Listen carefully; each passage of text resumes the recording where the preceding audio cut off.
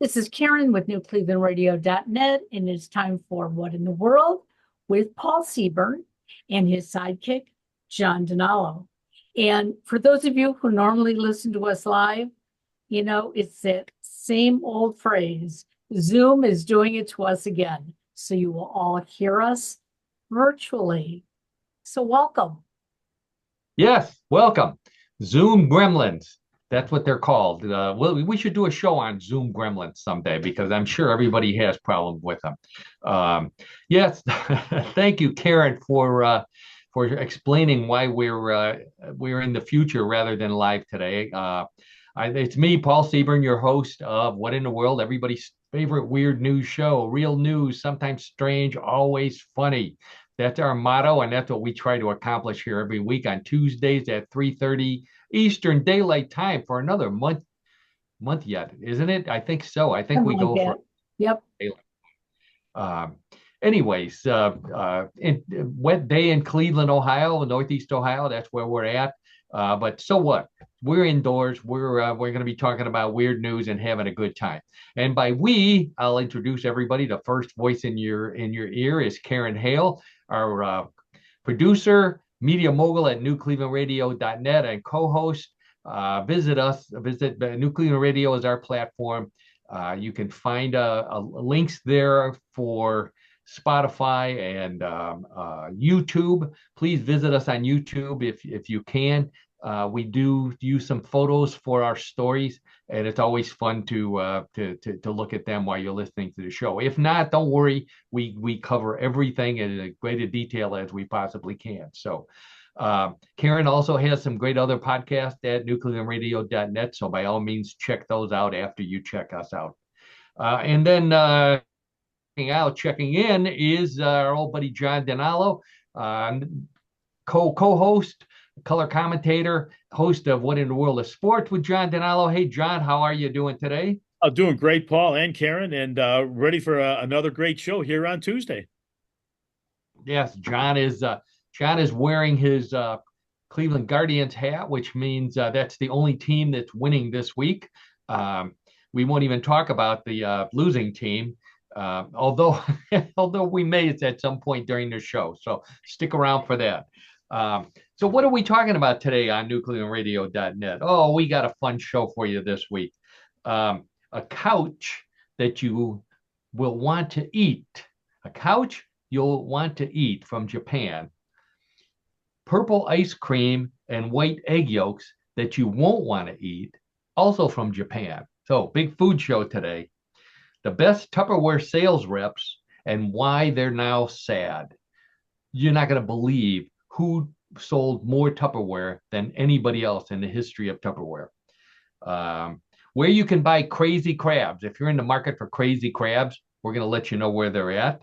Also, hair-raising monsters. If you need some hair or if you need a hairy monster, either one, we've got information on that. And invisible goldfish. So if you need a pet that's easy to take care of, this might be it. A flying saucer that's better for fishing than it is for getting around in space. We got a story on that. Plus, we got some more odd news. We've got world records. We've got trivia. John's got a strange sport for us this week. And then we play everybody's weird news game, Bluff the Co-Host. Oh, everybody loves Bluff the Co-Host. I know some of you wait for Bluff the Co-Host, but stick around because there's some other great stories here. And let's start with the first one. Bunch of stories from Japan. We like to feature them because I don't want to pick on the kinds of food they eat, but maybe they're just more experimental than we are, and as a result, they come up with these odd and weird foods. So here's the first one.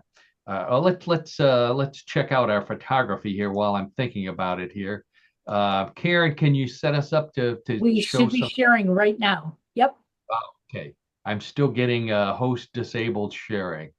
Well, let's go and double check it again. Technical thing here for those of you listening. So Yeah. so we're going to Japan. You think you want to try it now? Yes, Let's. you should be Oh, okay now. there we go. Okay, there's our logo. Here's my book. What would you say to a naked space alien? Oh, Everybody loves it. It's on Amazon, or go to my website, www.paulseaburn.com, where you can get a link to buy it, and also links to all the other good stuff, links to our podcast.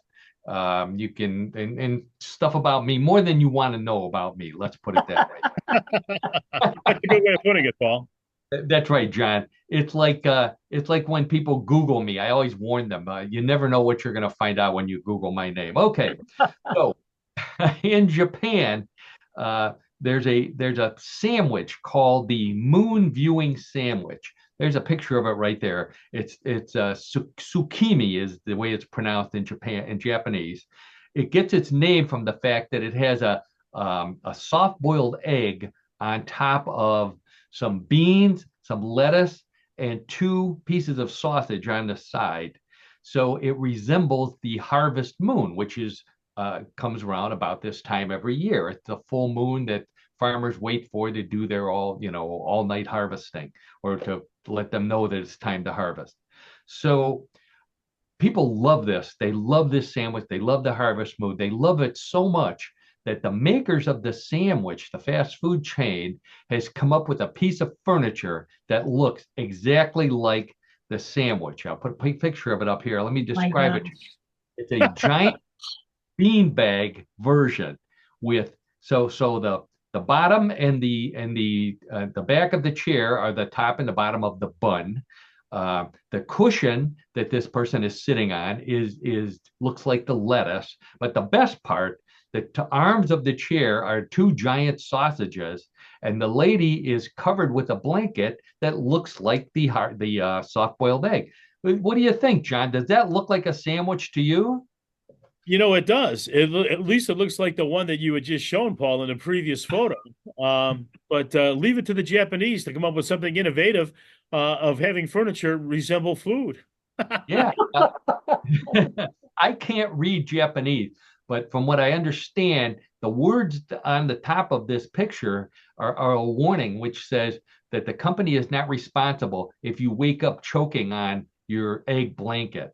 So, I can just imagine having a really nice dream about eating one of these sandwiches and waking up to find out that half of my blanket's gone, or maybe the sausage arm of the chair. I was thinking, what kind of sandwiches like this could we turn into furniture in Cleveland, Ohio, where we live? And the first thing that came to mind was the hot dog. That's everybody's favorite snack, especially John down at the Guardians games. I know you're a hot dog fan down there. Would you? What do you think? How about a couch that looks like a hot dog? I think that would be popular, Paul. I mean, I don't know how to pull it off, but yeah, I think that would be a popular item. Well, speaking of pulling it off, I thought that it might be a good one for the Browns, although not to sit on. But what Browns fans would do is take the bag that the couch comes in and put it over their heads, because that's how bad the Browns played Sunday. Right. You don't want to be seen as a Browns fan at the Browns game. That's right. Yeah. Oh, that's right. Yeah. So the stuffing in these is, of course, beans. And I always worried, when I had beanbag chairs, because I also had a waterbed. And I used to have nightmares that the waterbed would spring a leak, and it would leak down to the next floor. And that's where the beanbags were. And next thing you know, the beans are soaking up all that water. And the chair is the size of the room. Till it turned my house into like a giant plate of refried beans. Hey, Paul, in this photo, it looks like in the bottom right corner, is that like a sample of the sandwich? Yeah, Looks like it, yes. It looks like she may have even been eating it while she was. I don't know. Possible. It doesn't look too expensive. 100 of whatever it is, 100 yen. I think that's maybe about a couple bucks. So, Yeah. So I was thinking, what other kind of food could we turn into furniture that might be marketable? Any ideas, Karen? How about you? Any ideas on furniture that looks like food that you'd be Well, interested I mean, in? how about a marshmallow? Yeah. That's a good idea, Karen. Yeah, I thought about pancakes. I'd like a bed in the shape of pancakes. And then maybe how about that? And a big tab of butter, that I could lay my head on. Yeah. maybe a blanket that looks like maple syrup covering me. But here's one for John. John, this is I know you'd be interested in this. A hot tub made in the shape of mashed potatoes and gravy. Oh, oh, oh. Wow. I wouldn't know What if I should sit in it or should I eat it. I don't know. well, that's the beauty of it, John. That's the beauty of it. You're relaxing and maybe bring a little plate of mashed potatoes and gravy with you while you're sitting in your mashed potato and gravy hot tub. It's the best of both worlds. Yeah, Best of both. really. Oh, no. This is our retirement job here. Yeah. Selling furniture that looks like food. Enough of that. Let's move on. Okay, sticking with Japan, as I said before, another weird food from Japan came this week. A farmer in Japan, Okinawa, I think it was, claims that feeding his chickens rice makes them lay eggs with white yolks. Now, if you don't believe that, I have a picture up here of a hard-boiled egg cut in half. The white part is white, obviously, but the yolk is completely white. No yellow to be seen on that egg, which hard-boiled not too bad. If I got my eggs over easy, like the way I like them, how do I know where to dip the toast or the bacon if everything is white? You're right. That's a You know. conundrum, Paul. That's a conundrum of a great magnitude. A conundrum of a great magnitude. John, write that down because you'll probably be using that again on this show. I will, Paul. Thanks. And Karen. I love it. So, and then hard-boiled egg. If I got a hard-boiled egg with a white yolk for Easter, I'd be looking for the Easter bunny with, to punish them or get a refund or something. That just doesn't seem right. But John and I have had many Easter baskets between us and eaten the eggs. I know if I've opened an egg and there was a white yolk and I made a face, my mother would make me eat it anyways, right? Oh yeah, you would still have to do that, right? You still have That's to right. eat. You have to eat the egg. Yeah. She would call it an Easter miracle. That the egg changed colors on Easter Sunday. And how do you argue with that? Although if there was going to be a miracle on Easter, I'd prefer if that white chocolate bunny that somebody gave me turned brown, because I don't remember anybody who really liked getting a white chocolate bunny. Either one of you? Well, Karen, I shouldn't ask Karen. Yeah. How, White chocolate tastes like chalk. It does. It does. John, would you agree with that? Yeah, I strongly prefer a chocolate bunny or a piece of chocolate. Although I'll eat white chocolate, but it's not a first choice. That's for sure. It's not your first choice. There you go. Yeah. So here's a little comparison of the white. Now this one, the yolk before it was cooked, it looks a little yellowish. So I don't know. Maybe the the chicken had indigestion from that white. White chocolate rabbits are to Easter what black licorice is to Halloween. Nobody really wants to get them. Or candy corn. It's another one. I think, those things could be eliminated. I like the black licorice. I'm sorry. You do like black licorice. Yeah. Okay. Yeah, really? I was never a big fan of it. But sticking with the egg theme for a little while longer here, if you ask me, an egg with a white yolk should be called a true deviled egg. Think about it. I think you got the horn on that one, though, Paul, too, though. I think, we should get the horn out if you have it. Well, no, I don't know if I don't want to waste it. Although it wasn't bad. Frankly, it wasn't bad, Paul. Did you hear it? Okay. Do you know, John, why they are called deviled eggs? I honestly do not.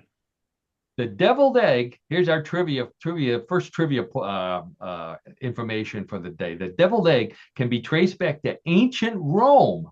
Ooh, maybe another religious connection? Where in ancient Rome, boiled eggs were seasoned with spicy sauces and served as an appetizer during gatherings and feasts, just like now. The name that they used was ab obo usque ad mala, which is Latin for from eggs to apples, which they had eggs for the appetizer, they had apples for dessert. So the dinner was from eggs to apples, or the beginning of the meal to the end. Now, I've seen paintings of the feast that Romans had, and I think a typical Roman meal was from eggs to vomiting because they just ate and ate and ate and ate until they ran out of space. They had a room. I'm not even going to call it what it was called because it's too gross. But they went to another room to make more room to come back and eat some more. The English, that's good, Paul. Yeah, I'm aware of that. Yeah. So where did the devil part come? The English word devil refers to highly seasoned food and was used in the 18th century. So that's when the term deviled eggs was first used in 1786. A recipe was found in a recipe book from the 13th century, a Spanish cookbook, where they boiled egg yolks, mixed them with cilantro, pepper, and onion juice, then beat them with a sauce made from fermented fish, oil, and salt. The mixture was then stuffed back into the egg, and the two halves of the egg were fastened back together, and a stick was stuck through them and topped with pepper. I like that idea. I don't like the fish part, but I like the idea of taking two deviled eggs and halves and shoving them back together and maybe sticking a toothpick in there. What do you think? Consider, Paul. Yeah, I think I would consider that. Sure. Yeah. Now, mayonnaise, which is what we normally consider the main ingredient in deviled eggs, that came from a 1896 version of an American cookbook called the Boston Cooking School Cookbook, published by Fanny Farmer, which if you eat too many deviled eggs, you'll get a Fanny like a farmer. Now, hit the horn on that one, Paul. Hit the horn on that. All right, okay. I'm not big on boating. John, are you big on boating? Voting? Yeah, boating. Not voting, boating. Boating. No, not particularly. I mean, we've gone on cruises and what have you, but I'm more comfortable on a large ship as opposed to a smaller one. A smallish, like a rowboat or a canoe or a kayak. Yeah, no, I'm not a good candidate for a rowboat or canoe at all. Too close to the water. Too close to the water for me. I agree. So, but I might try this. The thing that bothered me, I'm not big on big boats. Like you like big boats. I don't like big boats. Well, and the first time I realized that was when I realized that Titanic rhymed with panic, and that's what it felt like to me. So, yeah. Did you ever think about that? I never made the connection of the two, Titanic to panic. No, not at all. But I'm just more comfortable on a larger boat. Let's leave it at that. Well, there's this guy. How about a water ski? I think that's about the smallest boat you can be on is a water ski. And that's really what we're talking about here. So this guy in Vietnam has taken a jet ski, not a water ski, a jet ski, and made it into the shape of a flying saucer. So he was really a good artist when it comes to molding plastic, which is what this is. We're looking at a picture of it here. Looks exactly like a flying saucer, except like a jet ski. The front end is up and the back end is down, and there's a big wake behind it. And I'm guessing that the man is inside of it. So this is for when you want to have a close encounter of the splash kind. I don't think aliens have underwater ships, and I should know because I wrote the book on it, which we had before. What would you say to a naked space alien? But think about it. Aliens in water. Aliens have those giant heads, which means that they're not going to be able to find a bathing cap that fits on top of it. And then they have those little tiny hands and the little tiny feet. So they can't generate much of a splash or any kind of momentum to swim. All I can think of is that giant head floating above the water and that little body underneath. They look like a gray jellyfish in the water. Could be the reason why we don't see them in the water. But this thing looks like a lot of fun. Here's a picture of it going down a river. He's moving. I saw a video of it, and this thing can really move. It skims Wow. across the water like a jet ski. Um, the cabin is cramped because it's shaped like a flying saucer, and in the ceiling, the roof on it is low. So the driver has to recline back in the seat and reach for the pedal while steering. So it's not that comfortable on the inside. Um, like if a sports car was a jet ski, this would be called a Lamborghini.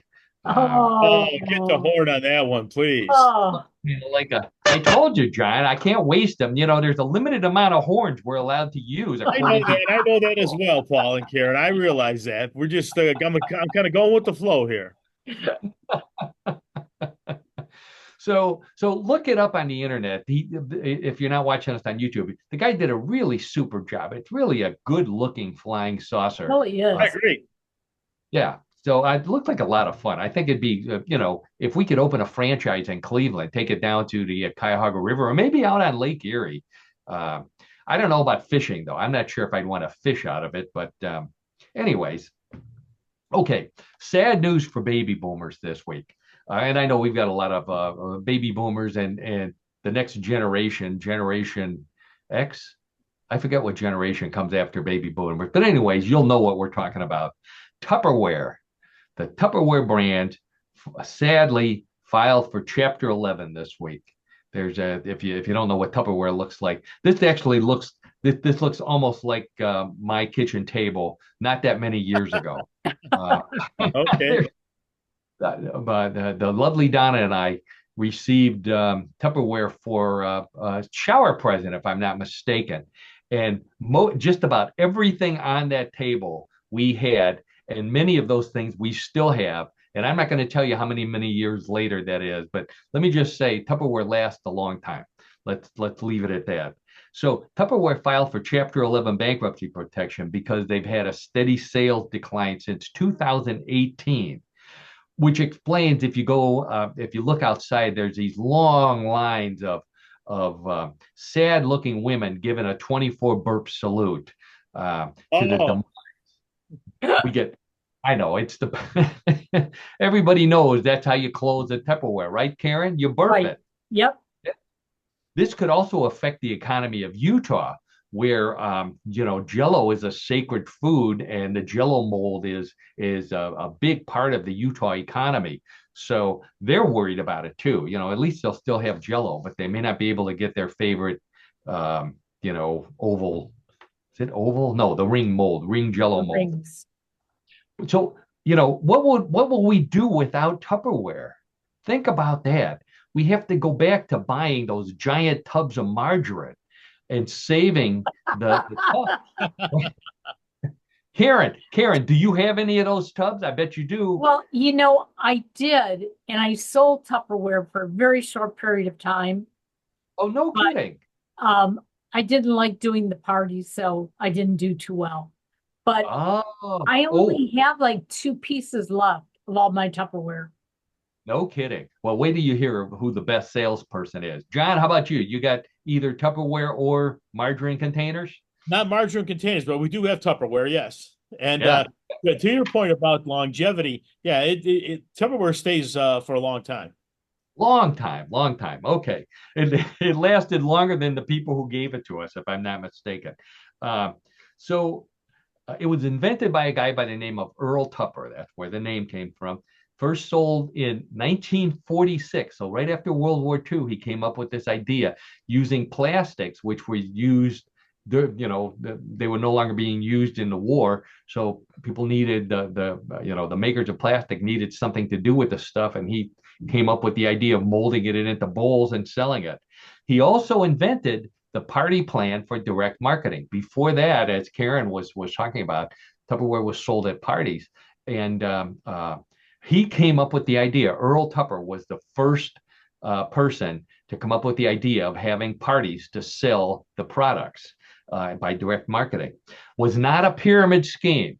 That's what he said. Although, I can't think of any other product that was more stackable in pyramids than Tupperware because Oh, They're all the right Yeah. shape, right? You know? Sure.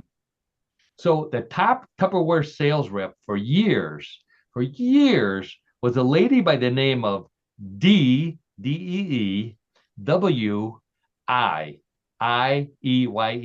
It's her actual name, DWI. Now, I have a picture of DWI right here. Oh, DWI was actually a drag queen in Columbus, Ohio, right down the road from us. The real name is Kevin Farrell. Kevin was a top Tupperware salesperson for a number of years because he did his parties as his drag persona. oh my D. gosh. Yeah, Karen. Look at See, that. that's Wow. what you missed out. He consistently made six figures annually selling plastic stuff to put your leftovers in by dressing up as a woman. Um, Believe it or not, he's not the only one, and he was not the best one. The best one was a lady, a drag queen. I don't think I have a photo. Oh, I do have a photo. I may have a photo of her. No, I don't. Um, Dixie Longate. Dixie Longate lived in Los Angeles. She sold $2.5 million worth of, what she called it, fine quality plastic crap. Um, but became rich doing it. This was a big deal among drag queens. I don't. Did you ever hear this, Karen, while you were working No. for? And the funny part is that my cousin was a bigwig in Tupperware. That's how I started selling it. She was Ah, the top in Michigan for many, many years and made no, very, very good money. yeah, I guess you can. So these drag queens, they put on shows. They would even go. They would rent out halls. They would even go to comedy clubs, and they would do these shows in drag and sell tons and tons and tons of Wow. Tupperware. Uh, Pam Teflon was one of them. Uh, she used to, she was a top sales rep in Los Angeles. I don't know if this is fair because were you supposed to swear? Was it like athletic events? Hey, I don't want to get into anything political here, but did they check to see, was it only Tupperware women or did they actually have males who were allowed to sell Tupperware? I think anybody could have, to be honest.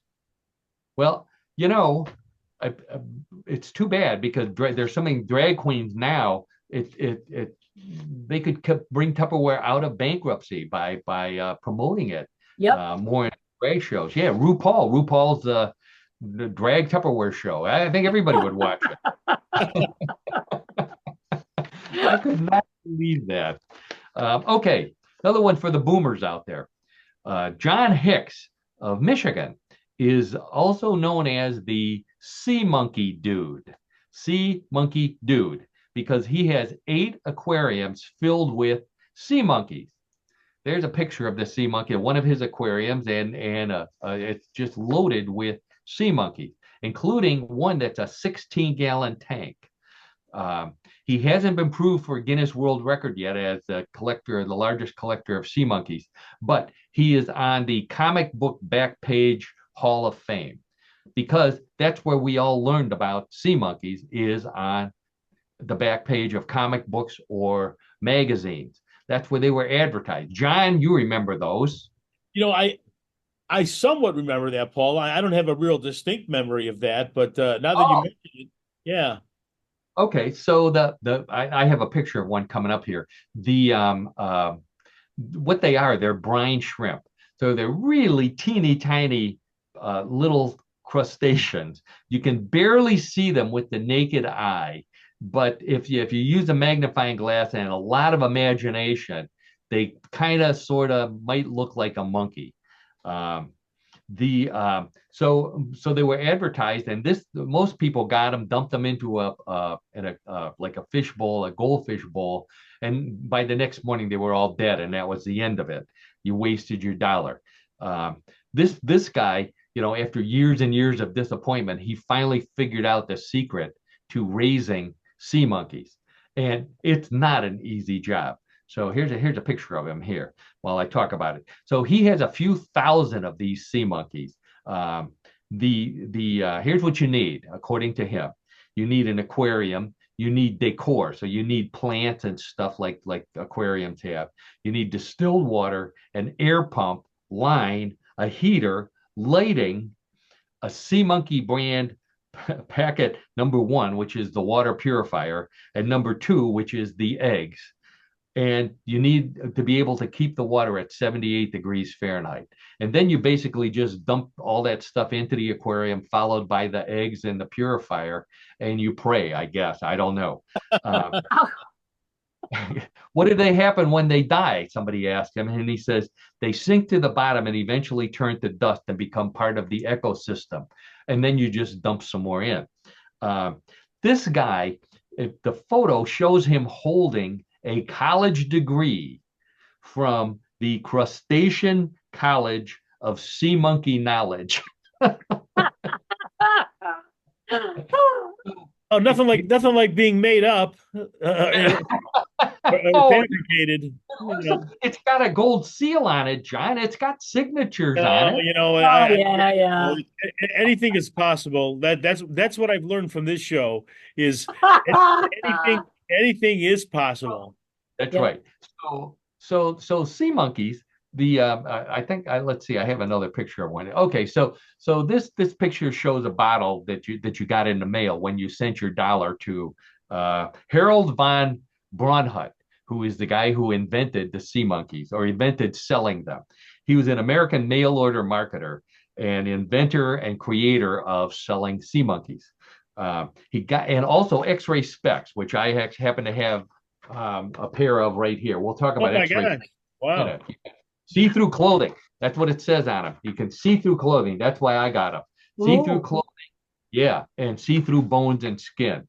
Well, I don't care about that, but see-through clothing, boy, as soon as I saw that when I was 11 years old, and I still have them. I still have them today. I took good care of them. So anyways, Harold von Braunhut got jealous when he found out how many ant farms were being sold the same way on the back page of comic books. So he said, what can I sell? So he found Brian selling sea monkeys for $1. You sent $1. In fact, I think back then it was a quarter. And here's an ad. This one says for $1. If you cut it out of the back of the comic book, you sent your dollar plus 30 cents shipping and handling. Can you imagine 30 cents for shipping and handling? Wow. And you got the stuff. These things were so popular. John Glenn took 400 million sea monkeys with him into space, not the first time, but the second time when he went up on the space shuttle. And he was up there for 9 days. At the end, he had 7 left. So he said they're hard even for John Glenn to raise. And if you're wondering, 400 million is about a teaspoonful. So, it didn't take up much space in the spaceship. So they were initially called Instant Life, and they sold for 49 cents.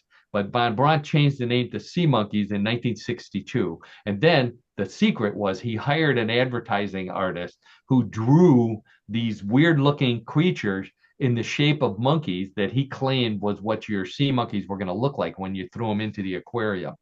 So genius. He invented the X-ray specs, which said, see the bones in your hand, see through clothing. Basically, it was 2 teeny tiny dots in a cardboard pair of glasses. And what they did was they distorted your vision. So you kind of saw overlapping images of whatever it is you were looking at. And it gave you the illusion that you were looking at, that you could see through clothing. So John, don't worry. I can't see through your I'm glad to hear that, Paul. That's very comforting. I know you were worried about that. He also invented the amazing hair-raising monsters. Here's the amazing hair-raising monsters, which was a card printed with a monster on it that would grow hair, which was really mineral crystals when you added water. So I thought, we could sell these. Both of us would be good before images of hair-raising monsters and put some. That is true, Paul. That is very true. Then he invented crazy crabs.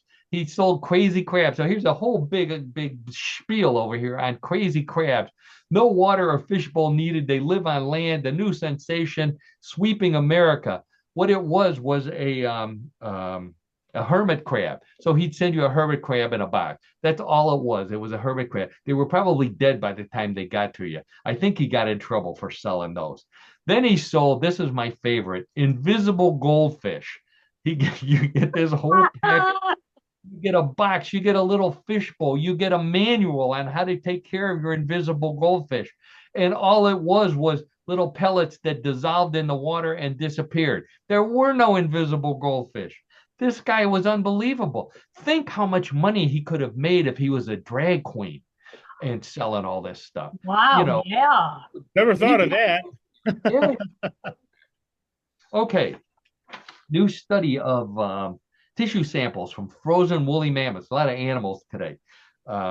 They found allergens in the woolly mammoth tissue that they found frozen, I think in Siberia, which means that woolly mammoths had plant allergies when they lived 10,000, 20,000 years ago. And hay fever, they also suffered from hay fever, enough that they may have caused their extinction.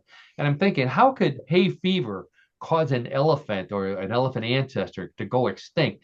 And then I realized what they probably did was they didn't know how to stop their sneezing. So they tied their trunk in a knot and blew their brains out. And that's what no. I don't know. I have no idea how it works. It's painful. I know that is painful. That's a classic picture of an elephant with a knot in his trunk. Of course, ruined by we can't do jokes about people with big noses anymore because of plastic surgery and because it's just not a cool thing to do. I think the last person with a big nose that we made fun of would be Barbara Streisand or Jimmy Durante. Jimmy Durante, yeah. Yeah, Jimmy Durante. However, immediately Jimmy Durante, sure. Yeah. So the person with the longest nose in history, I know you were waiting to find this out. Guy by the name of Thomas Wadhouse from Yorkshire, England, back in 1730. He was a performer in circus sideshows. His nose measured 7.8 inches long. Now, how did they know this? Because there's a picture of him. Someone drew a cartoon of him. So, of course, John, should we believe a cartoon? No. So what happened was, the reason why this was in the news, they were digging in Yorkshire, England, and someone found a wax head that was made in this guy's image. And that's what he really looked like. So that's what his nose actually looked like. And for those of you who can't see it, I would say it puts Pinocchio to shame. It is the girth on it is much wider in circumference than Pinocchio's nose. And he looks like he has an elephant's trunk, wouldn't you say? Yeah, exactly. I think that poor fellow would have a hard time eating. No kidding. Yeah, that's right. No problem smelling what his food smelled like. But yeah, you're right. Anything. I know. Yeah, I can't even think of anything that's not too gross. So let's move on. Yeah. Okay. Good idea. So we were talking about the Browns before. After the New Orleans Saints defeated the Dallas Cowboys, this was a couple weeks ago. The Federal Emergency Management Agency, FEMA, down in Dallas, accidentally sent out a press release declaring a major disaster area in the state of Texas because they lost so badly to the New Orleans Saints. So, I'm thinking, this is originally I thought this would be a good thing to do if the Browns ever won the Super Bowl. Because that's what would happen. The entire state of Ohio would be a disaster area, people burning things and trash and everything. After the last game, we don't have to worry about that. We don't. Now, unfortunately, we don't, Paul and Karen. Now, speaking of smells, a brain surgeon in Virginia was in a week-long coma due to an E. coli infection. And he claims while he was in his coma, he went to heaven. And then he came back. And one of the reasons why he came back was to tell us what heaven smells like. Heaven, according to this guy, smells like KFC chicken. Yeah. So, and chocolate and marshmallows. He says, marshmallow cloud smells like KFC chicken. All I can think of is heaven smells like s'mores made out of chicken breast or something. Wow. So I've got, I normally don't have the sports, but I've got one of John's favorite sports was in the news this week, and that is gurning. John and I have talked about doing gurning as a sport many times. So gurning happened to be the World Gurning Championships took place, John, this weekend at at the Egremont Crab Fair in Cumbria, England. And it was won by this guy here, Tommy Mattinson, who took home the men's crown for the 19th time.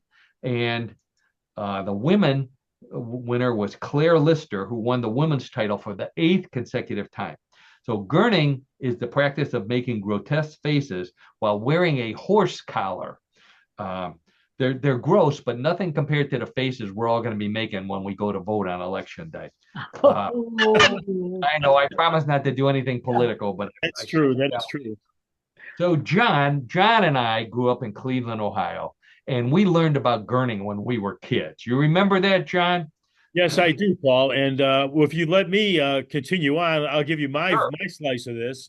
On Houlihan and Big Chuck, there was a person referred to, and this is how he was designated, or the name he was given was the Baba Umau Mau Man.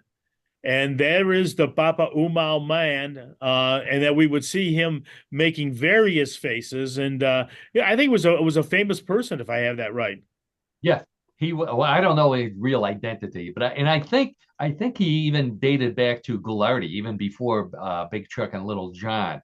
Yes, might have been Goulardi. Yes, but the guy had no teeth or one tooth. I think it looks like he had one tooth in his mouth here, and he used to kind of swallow his nose, and they would show it over and over and over again while playing the song that John said, Papa Umau Mau. Papa Umau Mau was a doo-wop song by the Rivingtons, if you remember. 1962, it actually made the Billboard 100 at number 48. It was the band released 2 other songs in the same theme, Mama Umau Mau and The Bird's the Word. Now, Papa Umau Mau and The Bird's the Word were mashed together and became Surfin' Bird, which was a hit for the Trashmen in 1963. It played much faster than the original Papa Umau Mau, and it eventually became a hit for the Beach Boys, if you remember, in 1964 on their live album Beach Boys Concert. They played Papa Umau Mau. So, so anytime anyone in Cleveland hears about gurning, and they're of a certain age, like our age, boomers, they think of Goulardi and Big Chuck and Little John and Houlihan, and that the guy singing Papa Umau Mau.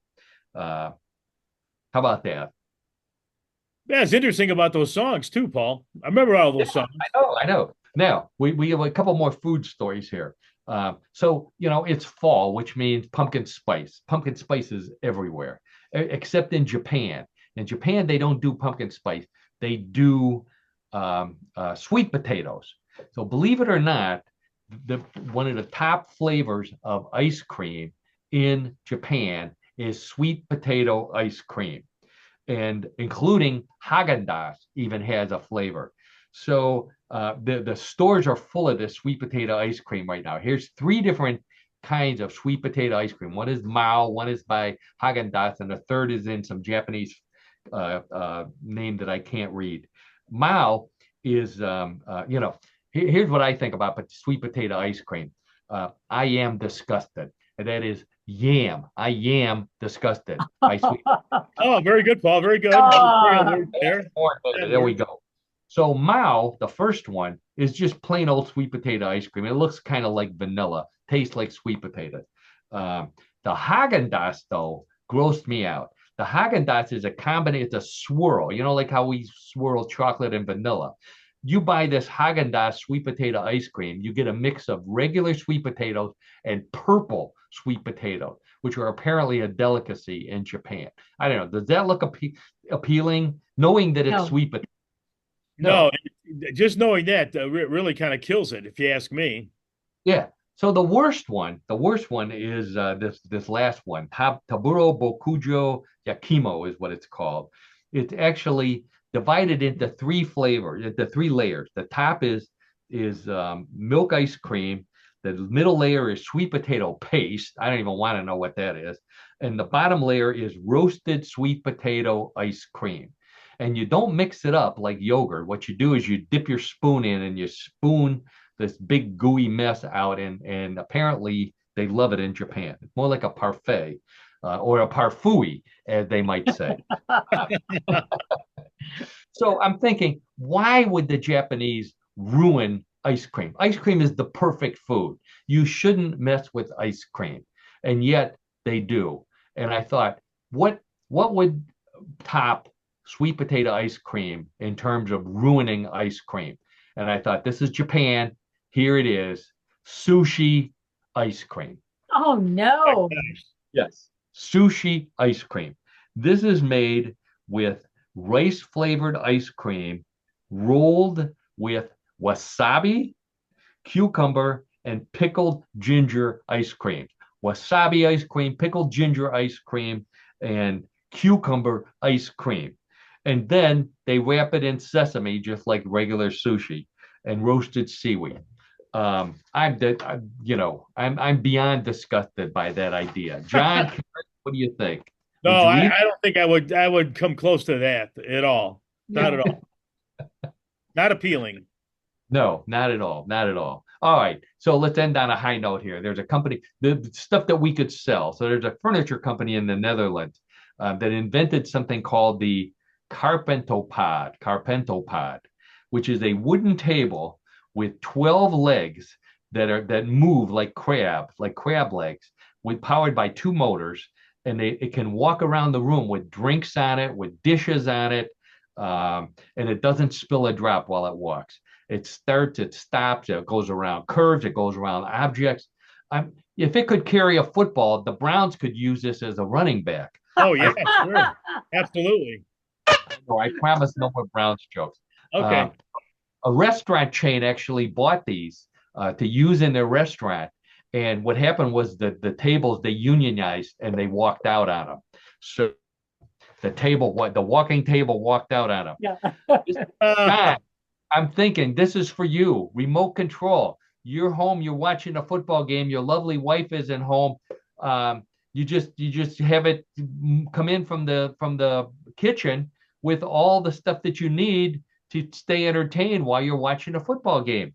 Oh, Uh, Paul and Karen, I have to say that that could be a very useful tool. It could be something that could really enable me not to get up and get into the kitchen and actually do the work for me, so to speak. no, could bring that. I'm not even going to go there. But Karen, it also has a use for you, and that is if your Roomba is going around cleaning your floors while you're watching the football game or the Guardian, and you hear that it's stuck under the bed, you can send the table to go into the bedroom and kick it out from under the bed and have it get back to cleaning up. Hey, and my Roomba has been doing a lot of those hiding things. So yeah. There we go. Yeah, look at all the useful information you get on What in the World this week. I can't believe it, along with some gross foods. But we're done with the gross foods. In fact, I think we're done with the weird. Yeah, we are. We're done with the weird news for this week, which means it's time for What in the World of Sports with my old buddy John Donalo. Everybody who's listened to the show knows that John and I have known each other since college. We're fraternity brothers.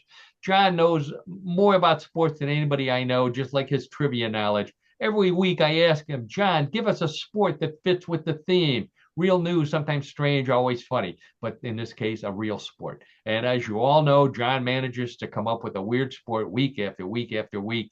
Wait till you hear the sport he's got this week. You won't believe it. John, tell us what you got. I will, Paul. Thanks for the introduction. And Karen and audience, I think you'll be very interested in hearing about this sport. So, our sport this week is very unusual and probably a sport that most people have not participated in.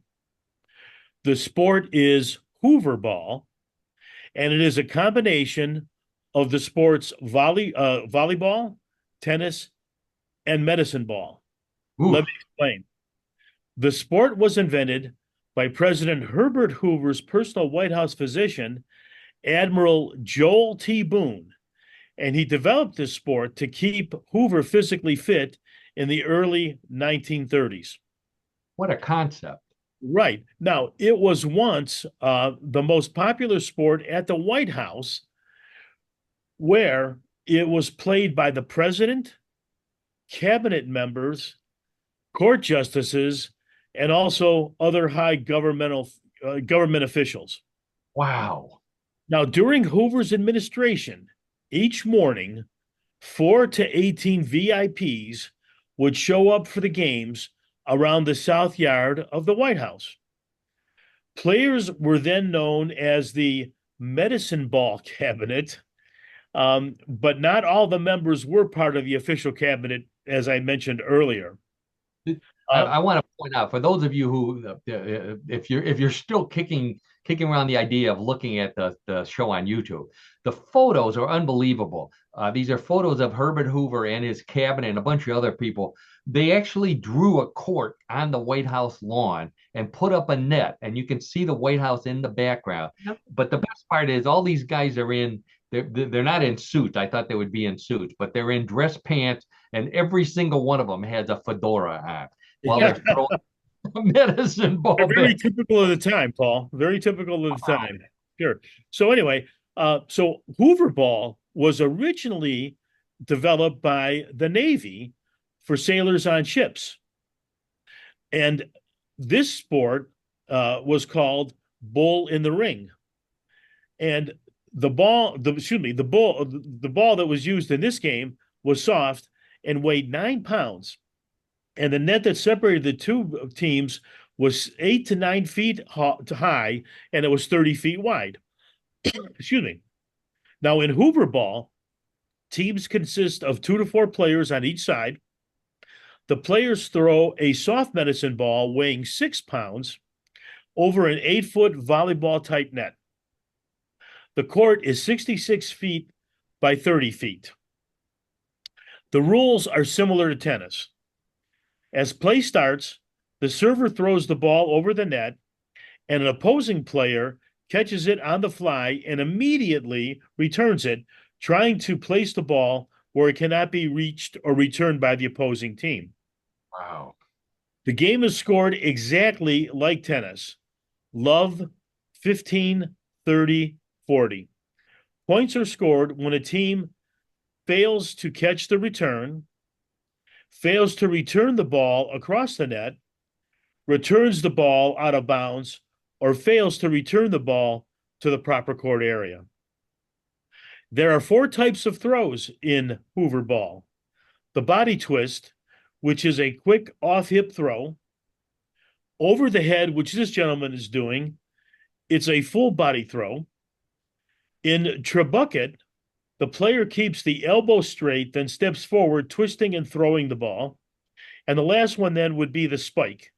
And that is when the player jumps high and throws the ball to the opponent's side. Now, Hoover ball requires skill, less skill than tennis, but it is faster and is more vigorous, and therefore gave more exercise in a short time. Boy, no kidding. And the weight of the medicine ball, can make this sport very demanding. Today, a National Hoover Ball Championship is hosted each year by the Hoover Presidential Library Association in West Branch, Iowa.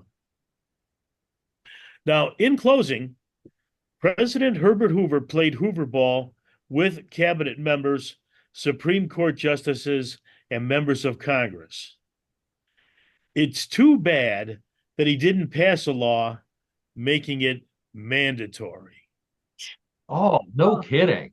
Can you imagine? Can you imagine any of our past presidents throwing a medicine ball over a volleyball net on the front lawn of the White House for exercise? It's almost unthinkable, Paul and Karen, in audience.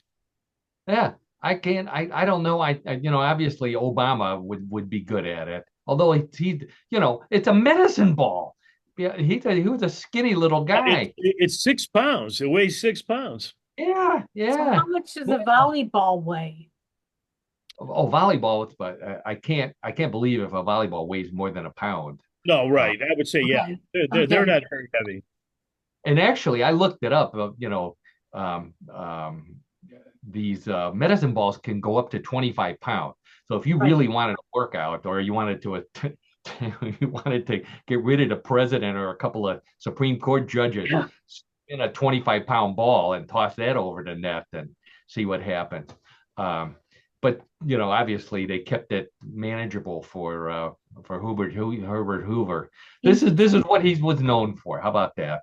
Um, unbelievable sport, and it looks like it's a sport enjoyed by both men and women, according to the photos that you had there. Yes, yes, sure. Yeah, and something that almost a picnic game instead of the ubiquitous uh, cornhole, or volleyball. I think it'd be a good workout. Work up a good appetite for a picnic. Um, Although I don't remember seeing Hoover ball played, but then I thought about it. And John, I don't know if you remember this, but way back when we were in college, we were challenged by another fraternity to a game of Hoover ball. Do you remember that? No, I really don't, Paul. Please refresh my memory. I'm surprised. I'm surprised. The so as always, one of the other fraternities challenged us to this game that they called Hoover Ball, and the fraternity left it to John and I, the youngest members, to come up with the equipment and go in and do battle against that fraternity. So John worked on the ball part, and I worked on the Hoover part. And it was winter, if I remember correctly, and John had trouble finding the ball, so he used something that was more appropriate for the winter sport. And Hoover, I kind of misunderstood that it was about President Hoover. So what we ended up with was Hoover hockey. And here's a picture of John playing Hoover hockey. Oh my gosh, now I remember now. Yes, Yeah, hockey, right, with right. a Hoover vacuum cleaner and pushing the puck around. I think there's a picture of me over here with also with another Hoover vacuum cleaner. Um, I think we had the cleanest fraternity room on campus after we played Hoover hockey. Do you I'm sure now you Bring remember all this up, Paul. Now it all comes back to me. Yes, very good. Hoover hockey? All right, Hoover ball, Hoover hockey, Hoover. Who would have thought that we had such a great sport? Thanks again, John, for that great sport. You're And very that welcome. means it's time for everybody's favorite weird news game, Bluff the Co-Host. Uh, it's a simple game. We have three stories similar to the ones we've been talking about all afternoon. One big difference: all of those stories were real. The stories in Bluff the Co-Host may be real, may be a bluff. It's up to you, John and Karen, to decide. Wagering is allowed, so place your bet. John and Karen, put your hands on the buzzer, and we'll get right to story number one. A famous coincidence between President Abraham Lincoln and John F. Kennedy is that Lincoln had a secretary named Kennedy who told him not to go to Ford's Theater, and Kennedy had a secretary named Lincoln who told him not to go to Dallas. Another Kennedy-Lincoln coincidence occurred recently when a man named Kennedy, who was suffering from nasal congestion and asthma for over 40 years, blew his nose really hard while taking a shower, and out popped a Lincoln log he had stuck up his nose when he was a kid. He showed it to his doctor, who confirmed that Lincoln caused Kennedy's congestion and apologized for not diagnosing it himself. It would make this story even better, but it's just the rumor that the doctor's name was Oswald Booth. Okay. A man by the name of Kennedy stuck a Lincoln log up his nose and 40 years later blew it out and relieved himself of his nasal congestion. Real or bluff? Let's start with Karen. I don't think there's a Lincoln log that would have been small enough to put up their nose. So I'm going to say this is false. What if it was a nose like that guy that we were looking at? Well, yeah, but you're stretching it. Okay, Karen says that's a bluff. John, how about you? Karen, stretching it so to speak. No, I agree 100% with Karen here. I mean, it's impossible to have something that would be again a Lincoln log up someone's nose. Oh, Uh, not even one of those little corner pieces. no, I don't think so, Paul. And I think there's just way too many coincidences in this for this to be true. So I'm going to say it is false. Okay, so it's no coincidence that John and Karen both say that this is a bluff. Let's check with the judges, and the judges say congratulations to both of you. That is indeed a bluff, not a Hey, coincidence. Karen, way to go. But Getting off running here. Good. All right, so that means scores 1-1. It's tied. Let's get right to story number 2. A zoo in Belgium is in trouble for trying to fool visitors with fake animals, just like the zoo in China, which was caught recently for dyeing the fur of 2 fluffy dogs to make them look like pandas. The zoo in Amsterdam has real pandas, but animal activists alerted to the problem, inspected some of the other animals at the zoo, and were shocked to find that the skunk exhibit actually contained 2 fat squirrels whose coats had been dyed black and white. They also found the zoo zebras were real zebras, but the white tiger was really a black and orange one painted white, while the black and white lemurs were just ordinary black monkeys. The zoo has been placed on probation by Belgium Zoological Society, and the European Union is ordering animal inspections of zoos across the continent. Okay, so a zoo in Belgium who tried to copy what a zoo in China did and started painting animals that they didn't have already on display, like squirrels painted like a skunk. Real or bluff? John, we'll start with you. Well, I've got two thoughts on this. I mean, in one sense, it seems a bit contrived, but in the idea that anything is possible, I'm going to say it's a real story. Okay, John says it's a real story. Karen, how about you? I think it's false. First of all, squirrels are so much smaller than skunks. You wouldn't mistake a squirrel for a skunk, even if it was colored. So I'm going to say false. Okay, I will point out that they were fat squirrels. Does that make it? Well, at least that's part of the story anyway. Okay, so Karen says it's a bluff. John says it's real. Let's check with the judges. And the judges say, well, the congratulations this week go to Karen. The fat squirrels and all, black lemurs and all. I think we saw black lemurs open for the monkeys back in the day. Do you remember that, John? I'm hard pressed to remember that one, Paul, but congratulations, Karen. Thank you. All right, so the score's 2-1, but don't worry, John can catch up because points are doubled in round number 3. So let's see what happened with our third story. Fall is spider mating season in the UK, and that means that motorists are being distracted by the insects crawling across windshields and dashboards to mate and cause traffic accidents. The best advice is to leave them alone and focus on your driving. But if you're an arachnophobe, experts say one smell that will chase spiders away is the odor of farts. That's right. The spiders will flee as far away from flatulence as they can. So many people in England are loading up on the beans, cabbage, prunes, and any other foods that bring on the farts. The best part is you don't have to apologize to your passengers because they probably hate spiders too. Okay, so spider mating season brings out the advice that spiders don't like farts and they'll keep them out of your windshield when you're driving. Real or bluff? John, we'll start with you. Well, I'm going to say that's a bluff. I don't think that's true. I don't even know that if spiders are capable of smell. But I'm, I'm going to say I'm going to say it's false. To look for a nose, have you? Right. Okay, John says it's a bluff. Karen, how about you? I totally agree. I don't think spiders have a sense of smell. And yeah, it better be a bluff because if not, I don't even want to go near them. Well, there's something we have to research if spiders have this sense of smell, because you're right, both of you saw through it. That is a bluff. Okay. All right. Karen, congratulations. Karen was perfect. Perfect score, 3 for 3. Final score 3-2. So John is sentenced to flashcard work all week long to get ready for Next Bluff the week. Co-Host next And week. that night we'll be studying. We Yep. will be. All right, and the rest of you, I hope you had as much fun doing listening to the show as we did putting it on. That's the reason why we do Bluff the Co-Host every week.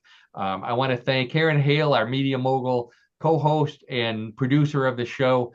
Visit her on newclevelandradio.net, where you'll find a link to downloading our show, all the other great podcasts that Karen produces.